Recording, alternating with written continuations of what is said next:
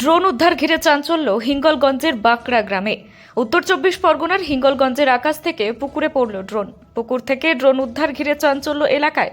গতকাল অর্থাৎ বুধবার রাত 11টা নাগাদ হিঙ্গলগঞ্জ ব্লকের হিঙ্গলগঞ্জ থানার বাঁকড়া গাজীপাড়ার স্থানীয় বাসিন্দারা দেখতে পায় আকাশ থেকে একটি ড্রোন নিচে নেমে আসছে এবং স্থানীয় এক ব্যক্তির পুকুরের পাড়ে এসে পড়ে। খবর দেওয়া হয় পুলিশে।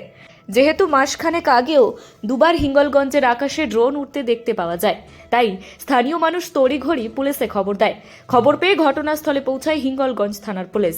রাত 12টা নাগাদ পুলিশের তৎপরতায় পুকুরে জাল ফেলে এবং ড্রোনটিকে জল থেকে উদ্ধার করা হয়।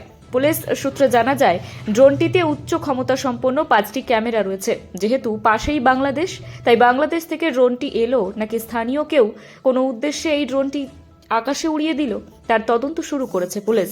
তবে মাসখানেক আগে বেশ কয়েকবার হিঙ্গলগঞ্জের আকাশে ড্রোনের আনাগোনা দেখা গিয়েছিল। গ্রামবাসীদের মধ্যে আতঙ্কের সৃষ্টি হয়েছিল।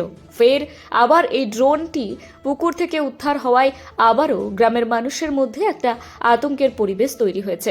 পাশেই বাংলাদেশ, তার ওপর পাকিস্তানের সাথে ভারতের যুদ্ধ, বর্তমানে ইসরায়েলের সাথে ইরানের যুদ্ধ, সব মিলিয়ে গ্রামবাসীদের মধ্যে একটি আতঙ্কের পরিবেশ তৈরি হয়েছে।